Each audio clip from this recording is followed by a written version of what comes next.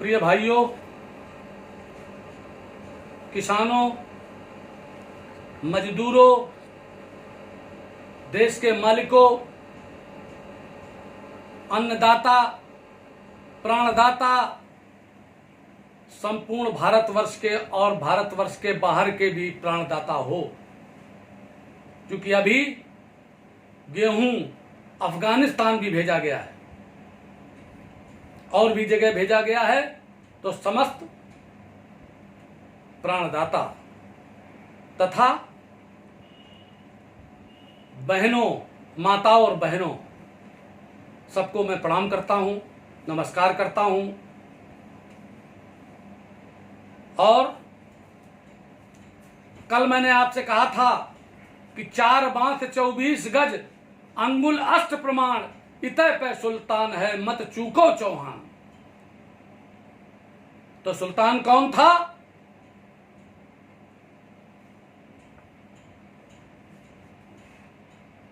और चौहान कौन था? पृथ्वीराज चौहान थे। और चंद्रवरदाई ने उस समय पर कहा था कि 4 बांस 24 गज अंगुल अष्ट प्रमाण, इतय पे सुल्तान है मत चूको चौहान। और पृथ्वीराज चौहान जी ने मोहम्मद गोरी को, जो सुल्तान था, जो 17 बार उनसे हारा था, 18वीं बार जीतने के बाद उनकी आंखें निकालनी थी, तो शब्दवेदी चौहान शब्दवेदी बाण चलाते थे। वो धनुष बाण में इतना ज्यादा पारंगत थे, प्रवीण थे।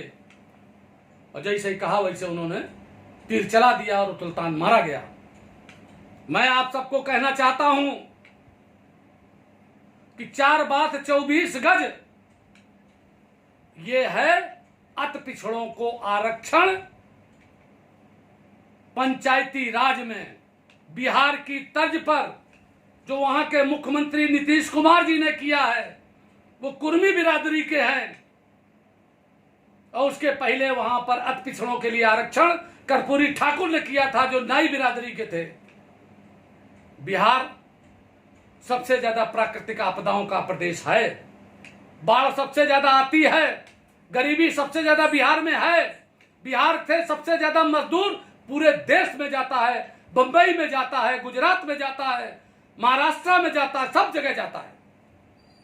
और वही सबसे ज्यादा प्रताड़ित छत्तीसगढ़, झारखंड, मध्य प्रदेश, उत्तर प्रदेश, सब जगह से जाता रहा है।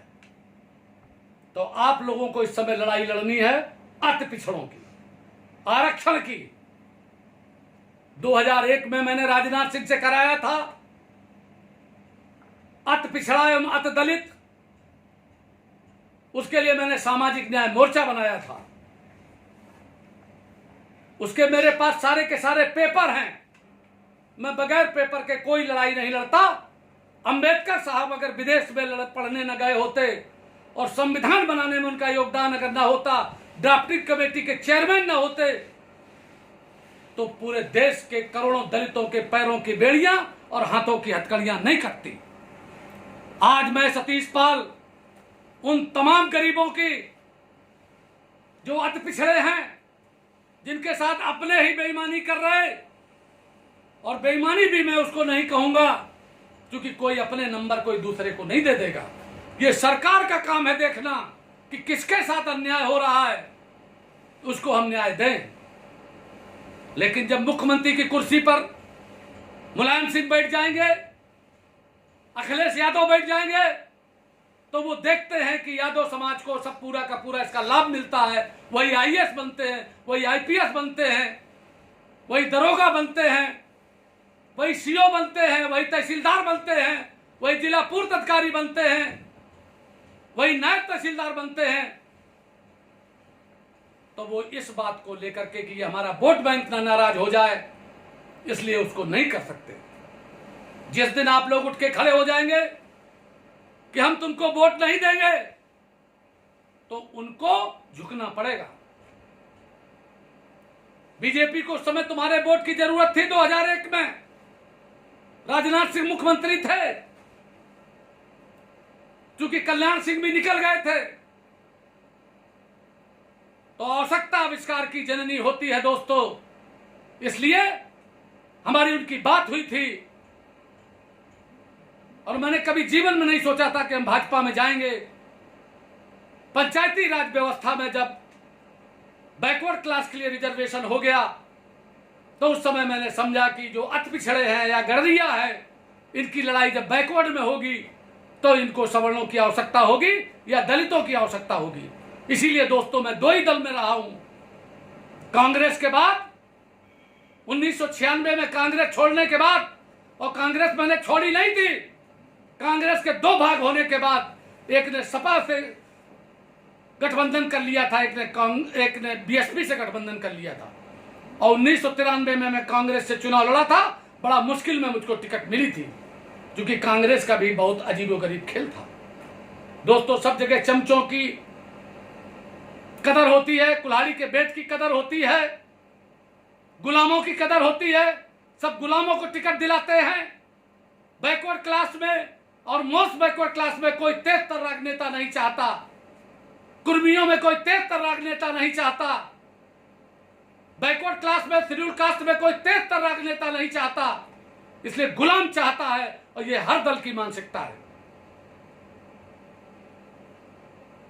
1996 में बहुजन समाज पार्टी में गया। वो मुझे टिकट दे रहे थे घाटमपुर, मैंने मना कर दिया। मैंने कहा मैं देरापुर चुनाव लड़ूंगा, जहां पर 93 में कांग्रेस की टिकट पे लड़ा था। उसके पहले 91 में मुझे मुलायम सिंह वहां टिकट दे रहे थे, लेकिन मुझे मालूम था कि मुलायम सिंह वहां के भगवान नील कुशवाहा को हराने के लिए दे रहे थे। मुलायम सिंह कभी भी, समाजवादी पार्टी कभी भी, और ये अखिलेश यादव कभी भी अति पिछड़ों का शुभचिंतक नहीं हो सकता। दोस्तों, मैंने बहुत अच्छी तरीके से देखा है, मैं पढ़ा लिखा हूं। मैंने ऐसे नहीं भाजपा को पकड़ा है और भाजपा को किया है, लेकिन भाजपा में भी अगर आप अपना दबाव नहीं बनाएंगे, एकत्रित नहीं होंगे, अगर लाखों की संख्या में अगर अपनी मांग नहीं उठाएंगे, तो ये तुमको हिंदुत्व के नाम पर तुमको दबा देंगे। इनका काम चलेगा, ये चुनाव जीतेंगे, तुमको भूल जाएंगे। दोस्तों, तुम भी गांव में देखते होगे, जब प्रधानी के चुनाव में तुम जब किसी को जिता देते हो तो वो जीतने के बाद मदमस्त हो जाता है और तुमको दिया हुआ वचन भूल जाता है। जब भगवान राम और सुग्रीव की मिताई हुई और भगवान राम ने सुग्रीव के भाई बाली को मार दिया और सुग्रीव को कहा कि तुम जाओ और बरसात भर आराम करो, फिर चलेंगे, तो वहां आगे अंदर जाने के बाद नाच गाने में और अपने परिवार में इतना मस्त हो गया कि लक्ष्मण को जाना पड़ा और अपना उनको विभत्स रूप दिखाना पड़ा, तब सुग्रीव बाहर निकला। इसलिए दोस्तों, इसीलिए मैंने कहा था कि 4 बात 24 गज अंगुल अष्ट प्रमाण, इतने पे सुल्तान है मत चूको चौहान। और उसी के साथ हम मंडल कमीशन में विभाजन की लड़ाई लड़ेंगे कि जो समर्थ जातियां, जिनको पूरा का पूरा आरक्षण प्राप्त हो गया है, जिनके आईएएस आईपीएस हो गए हैं, जिन्होंने कोटे में संपूर्ण लाभ प्राप्त कर लिया है, कि 27% में उनके कितने अधिकारी होते निकाल के देख लेना आप। अब थोड़े बहुत गड़रिया आने लगे हैं, कुम्हार आने लगे हैं, निषाद आने लगे हैं। यही है दलितों में भी है। दलित में मायावती की जाति सबसे आगे, उन्हीं के सब कलेक्टर, उन्हीं के सब ये हैं। दूसरी जाति धानु, जो कठेरिया कहते हैं, कठेरिया के लिए तो मैं कहता हूं कि गडरिया और कठेरिया का मैंने गठबंधन कर दिया है। गडरिया में 4 शब्द और कठेरिया में 4 शब्द। कठेरिया को धानुक कह दो तो उनका मुंह बन जाता है, और पाल को गडरिया कह दो तो उनका मुंह बन जाता है। कैसा ये अजब खेल है, शब्दों की मार है, इसलिए इसको करना है। दोस्तों, इस देश में कितने प्रधानमंत्री हुए? सबसे पहले प्रधानमंत्री हुए जवाहरलाल नेहरू, फिर थोड़े दिन के लिए गुलजारी लाल नंदा, फिर प्रधानमंत्री हुए लाल बहादुर शास्त्री, जिन्होंने देश में नारा दिया जय जवान जय किसान। और ताशकंद में वो मरे, उनकी मृत्यु के पीछे बहुत कुछ कहा जाता है कि उनको मरवा दिया गया, और उस समय हिंदुस्तान पाकिस्तान का जो विवाद हुआ था, उनके साथ ऊपर दबाव डाला गया और कुछ जमीन छुड़वाई गई, उनको हार्ट अटैक हुआ रात में, ऐसा बताया जाता है। लाल बहादुर शास्त्री के बाद इंदिरा गांधी हुई, इंदिरा गांधी के बाद मुरारजी देसाई हुए, मुरारजी देसाई के बाद चरण सिंह हुए, और उसके बाद इंदिरा गांधी हुई, चंद्रशेखर हुए, राजीव गांधी हुए, मनमोहन सिंह, नरसिम्हा राव हुए, नरसिम्हा राव के बाद अटल बिहारी वाजपेयी हुए, अटल बिहारी वाजपेयी के बाद मनमोहन सिंह हुए, और मनमोहन सिंह के बाद आज के प्रधानमंत्री नरेंद्र मोदी, श्री नरेंद्र मोदी जी हुए।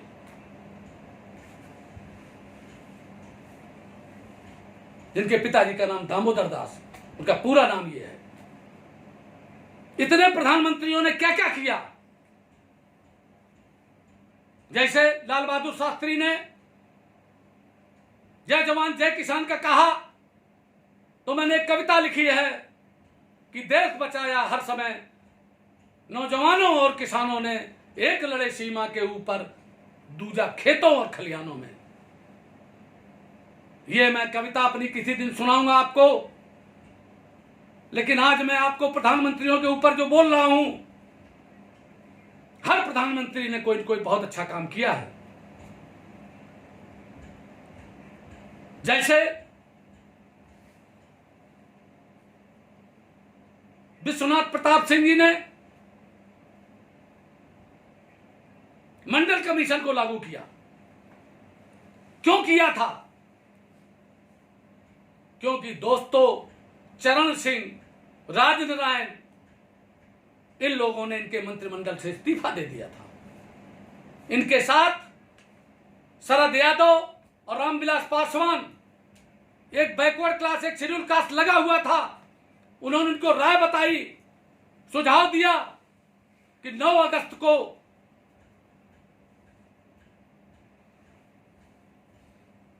देवीलाल जी एक किसान रैली कर रहे थे दिल्ली में, तो पिछड़े वर्ग को, लोगों को अपने तरफ रिझाने के लिए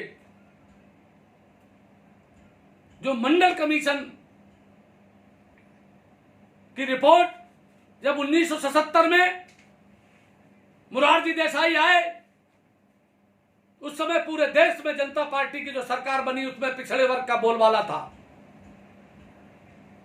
मुख्यमंत्री थे उत्तर प्रदेश में रामनाथ यादव थे, बिहार में कर्पूरी ठाकुर थे, रामसूत्र दास थे,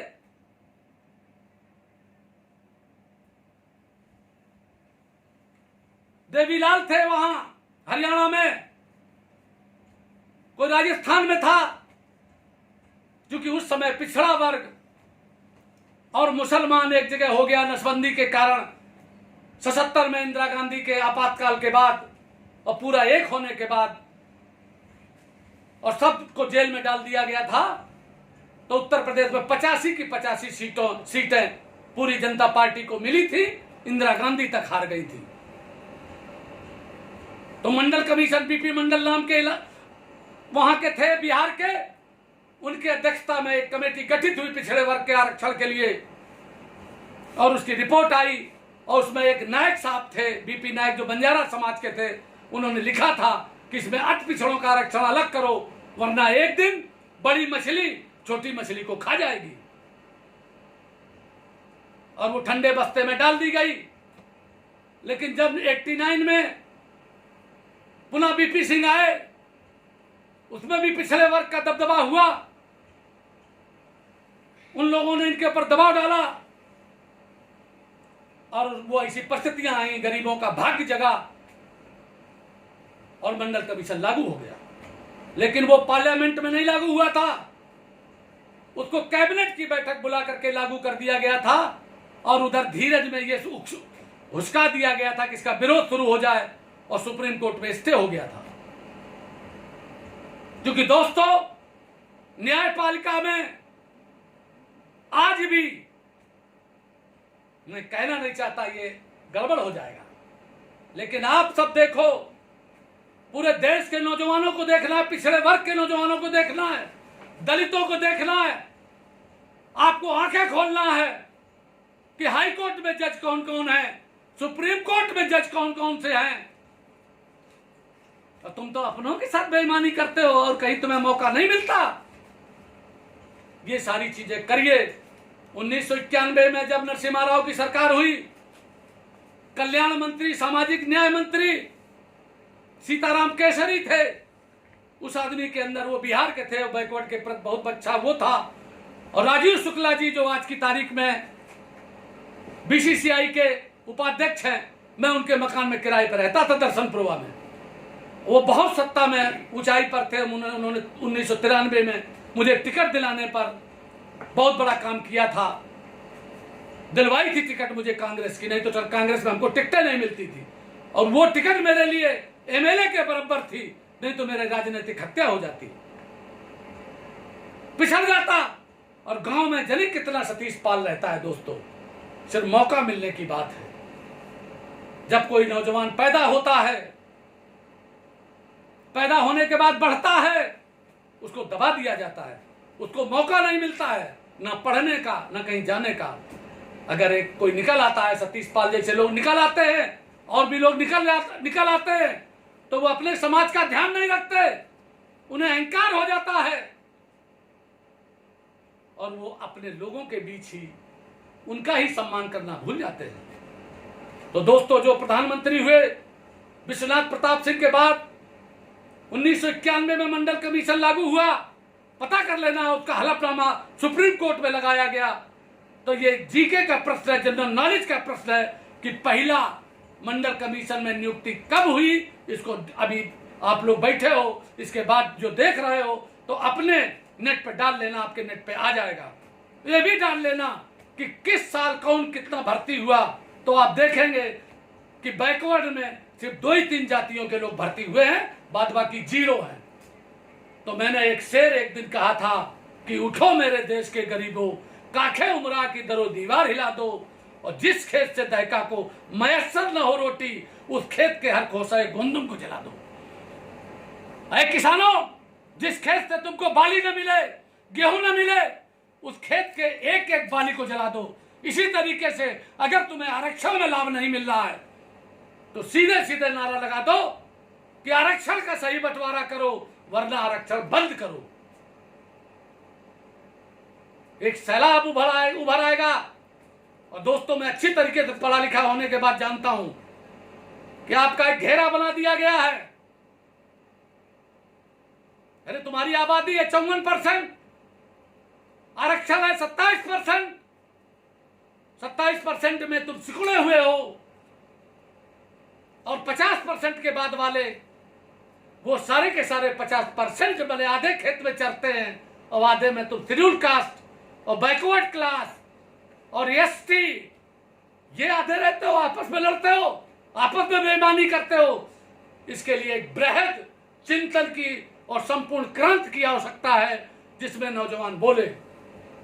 इसलिए मैंने दोस्तों सोच लिया है कि चाह गई चिंता मिटी, मनुआ बेपरवाह, जिन्हें कुछ नहीं चाहिए ते शान के साथ, हमें कुछ नहीं चाहिए। मैं उन राजनीतिक दलों को, मैं भाजपा में हूं, सबका समर्थन करता हूं, अनुशासन में हूं। माननीय प्रधानमंत्री जी से मैंने तिरवा में कहा था कि मानवर अब की बार प्रधानमंत्री बनने के बाद आप अति पिछड़ों का आरक्षण अलग कर दें। और जैसे ही मैंने एक सज्जन से नीचे कहा, प्रधानमंत्री जी वहां ऊपर बोलने लगे कि मैं अति पिछड़े समाज से आता हूं। मेरा और प्रधानमंत्री जी की सोच मिलती है, नीचे लेवल पर जो हमको देख रहे हैं उनकी सबकी सोच मुझसे मिलती है, तभी आप मुझे देख रहे हो। ये देश की आवश्यकता है, प्रदेश की आवश्यकता है। दोस्तों, प्रधानमंत्री उनके बाद जो और प्रधानमंत्री हुए, उनमें एक प्रधानमंत्री राजीव गांधी हुए, जिनकी आज ही के दिन 21 मई को, आज ही की तारीख में पेरम्बदूर में हत्या हुई थी। एलटीटी के एक उसने महिला ने अपने में टाइम बम लगा करके अपने भी शरीर को दे दिया था और वो किया था, आत्मघाती हमला किया था। और उसके पहले एक दिन पहले वो कानपुर में थे, मैंने उनको घाटमपुर में, हमीरपुर में रिसीव किया था, और जहां पर उनको शाम को 7 बजे जाना था, वहां वो सवेरे 7 बजे पहुंचे थे पूर्णचंद विद्या निकेतन में, जो हमारे बर्रा में थोड़ी दूर पर है। और तमाम जो कानपुर देहात में मैं जिला कांग्रेस कमेटी का महामंत्री था, कैडर बिल्डिंग में उन्होंने मेरा चयन किया था। पूरे हर जिले में एक नौजवान का चयन हुआ था, उसमें मेरा चयन हुआ था। मैं 28 साल की उम्र में जिला कांग्रेस कमेटी का महामंत्री हुआ था, तो जब मैं किसी को अपना परिचय बताता था तो कह रहा था अच्छा जिला युवक कांग्रेस कमेटी के महामंत्री हो, तो मैं उनसे कहता नहीं मैं जिला कांग्रेस कमेटी का महामंत्री हूं। तो उस समय पर सन 85 और 89 के बीच में कांग्रेसियों की तूती बोलती थी, और उस समय भी जो ऊंची जात के लोग थे उनकी वो रंगबाजी थी कि वो किसी को कुछ समझते नहीं थे कि कभी कांग्रेस की सरकार जाएगी नहीं। लेकिन राजीव गांधी ने अपने प्रधानमंत्री रहते हुए एक बात कही थी कि मैं गांव को 1 रुपया भेजता हूं, वहां 15 पैसे पहुंचता है। अमराहट पंप कैनाल पे उन्होंने कहा था, उस जगह कहा था, उसी के लिए वो जवाहर रोजगार योजना लाए थे, और हर ग्राम में आबादी के आधार पर सरकारी पैसे का बंटवारा किया और ग्राम पंचायतों को दिया। मैं भी प्रधान था। वहीं पर एक घटना दोस्तों घटी थी, क्योंकि वो पंचायती राज एक्ट भी लाए थे। मेरे साथ फिर प्रधान तब 3 शेड्यूल कास्ट के हुआ करते थे, वो भी चमार बिरादरी के होते थे। आज 21% होते हैं, महिलाएं एक भी नहीं होती थी। आज 33% हर बिरादरी में महिलाएं होती, चाहे सामान्य हो, चाहे बैकवर्ड हो, चाहे शेड्यूल कास्ट का हो। ये श्रेय और ये बंटवारा, और 2 ही लड़ाइयां हैं देश में, एक सत्ता की बंटवारे की और एक धन के बंटवारे की। तो नीचे लेवल का सत्ता का बंटवारा हुआ जितना हो सकता है, लेकिन बैकवर्ड क्लास में बेईमानी हो रही है कि जब सपा गवर्नमेंट आती है तो यादव लोग बेईमानी कर लेते हैं। मैं ये चाहता हूं कि बिहार में उसी 27% के बैकवर्ड में 15% अति पिछड़े के लिए है, जिसमें सिर्फ गडरिया, तेली, तमोली, नाई, बारी, केवट, निषाद यही लोग लड़ सकते हैं। उतना महत्वपूर्ण वहां नहीं है जितना जिला पंचायत के अध्यक्ष में है। 75 जिले हैं, उसमें 20 सीटें रिजर्व हैं। उनके सबके जिला पंचायत अध्यक्ष निकाल करके देख लो, यादव और कुर्मी 2 ही जात के लोग मिलेंगे, क्योंकि इन्हीं की पैसा खर्च करने की ताकत है और यही ताकतवर हैं। इसलिए ये आरक्षण की जरूरत है, ये बंटवारे की जरूरत है। ये राजीव गांधी ने जो समय पर किया था उसमें इस समय सुधार की जरूरत है। और मैं भाजपा की गवर्नमेंट से मांग करता हूं, मैं उत्तर प्रदेश की सरकार योगी जी से मांग करता हूं कि ये आपके हाथ में है, ये पूर्ण काम आप कर दीजिए और नौकरियों में भी आरक्षण में अलग कर दीजिए। आपका नाम इतिहास के पन्ने पर हो जाएगा। आपको चाहिए क्या? आप योगी हैं, आप त्यागी हैं, आप तपस्वी हैं, आप ये कर दीजिए। आज राजीव गांधी जी की जो हत्या हुई थी, मैं उस पर शोक संवेदना व्यक्त करता हूं और उनका आभार व्यक्त करता हूं कि जो उन्होंने ये काम किया था। लोग बाग आज की तारीख में लोगों की अच्छी बातों की चर्चा नहीं करना चाहते, लेकिन मैं दोस्तों अपने दुश्मन की भी चर्चा करना चाहता हूं। अगर दुश्मन में भी अच्छाई है तो देख लो, महाभारत के युद्ध से बहुत कुछ सीख लो। जो पुराने धर्म शास्त्र है अपने, चाहे जितने जो कुछ हो, धर्म शास्त्रों से सिर्फ सीखना है, उसके अंधविश्वास में नहीं पड़ना है। विश्वास करना है तो सिर्फ संविधान पर करना है। तो मित्रों, मैं उनकी आत्मा की शांति के लिए ईश्वर से प्रार्थना करता हूं। उसके बाद जो प्रधानमंत्री आए, अटल बिहारी वाजपेयी जी आए, उन्होंने परमाणु परीक्षण किया, जिससे आज दुनिया थर्राती है। भारत के ऊपर बड़े प्रतिबंध लगाए गए जब उस समय हुआ, अंत में सबने उठा लिए। आज पाकिस्तान देता धमकी, मैं परमाणु क्यों कर दूंगा। अरे तुम परमाणु का बम गिराओगे तो यहां पर 10-20 करोड़ लोग मरेंगे, लेकिन भारत जिस समय परमाणु बम वहां गिरा देगा तो पूरा पाकिस्तान नष्ट नाबूद हो जाएगा। और इसके बाद हमारे जो प्रधानमंत्री हुए, आज नरेंद्र मोदी जी, उन्होंने देश की कायाकल्प कर दी है। जनधन योजना में जो करा, किसान सम्मान निधि करा, 2-2, 4-4, 6-6 हजार रुपया सबके खाते में भिजवाया। और आज देश के लिए जो कुछ लगे हुए हैं, उसके लिए हम सब लोगों को काम करना है। और अपना जब आप आंदोलन खड़ा करेंगे दोस्तों, भाषण से अकेले कुछ नहीं होगा, आपके सुनने से कुछ नहीं होगा, कर्म करने से होगा। और संगे शक्ति कलयुगे कलयुग में संगठन ही शक्ति है। कलयुग में जब आप मीटिंग करेंगे और अगर आप एक जगह आप बैठ जाएंगे 1 लाख आदमी, और मैं तब तक नहीं जाऊंगा जब तक ये हो नहीं जाएगा, सबके हाथ पैर फूल जाएंगे। मैं तो तुम्हें सिर्फ जो भीम और जरासंध के बीच युद्ध हुआ तो भगवान कृष्ण ने बताया उनको, दांव भीम को, कि इसके पैर पर पैर रख करके कर दो, तो इसके लिए एक तीर, एक सीख को फाड़ करके और फेंक दिया। फिर वो जुड़ गया, तब उन्होंने फाड़ करके फेंका और इधर उधर फेंक दिया, फिर नहीं जुड़ पाया। दोस्तों, यहां बैठ करके मैं अहंकार भाव में नहीं कह रहा, लेकिन आपको मैं ऐसे दांव पेच बता सकता हूं, ऐसे दांव पेचों से आगे बढ़ करके आया हूं। और दोस्तों, अगर कोई किसी को सताए, दुश्मन को कभी जेल मत भेजना, दुश्मन को कभी सताना नहीं। एक हमारे भाई बंधु को सताया जा रहा है आजकल। अरे मैं उन सताने वालों से कहना चाहता हूं कि उसकी सारी संपत्ति तुम कुर्क करा दो, हमको तुमने जेल भिजवाया था। अरे 4 महीना जेल में रहने के बाद मैं मंत्री बन गया, वो भी बड़ा नेता बनेगा। कभी कष्ट से कभी डरना नहीं, कभी भी भयभीत होना नहीं। इन चाहे मुच्छ वालों से हो, चाहे बड़ी जात वालों से हो, चाहे जिससे हो, चाहे गुंडा हो, चाहे बदमाश हो, सबके खिलाफ संघर्ष करना है और बेशर्मी के कैप्सूल खाना है। और वो कैप्सूल है क्या कि हिचकिचाहट, सकुचाहट, घबराहट, शर्माहट जात के नाम से निकाल करके फेंक दो और लड़ाई लड़ो, खड़े हो जाओ, महिलाओं को आगे करो।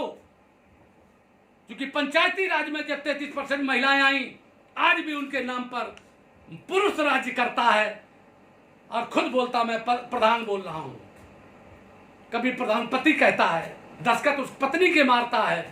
वो दिन कब आएगा जब महिलाएं शिक्षित होकर के और लड़ाई के मैदान में जाएंगी। हमारी बिरादरी की संपत पाल ने गुलाब गैंग बना करके बांधा की है, उसने बड़ा काम किया, जिस पर पिक्चर बनी। अहिल्याबाई होलकर के वंशज हैं जिन्होंने पूरे देश में तमाम मंदिर, मठ और तमाम चीजें की।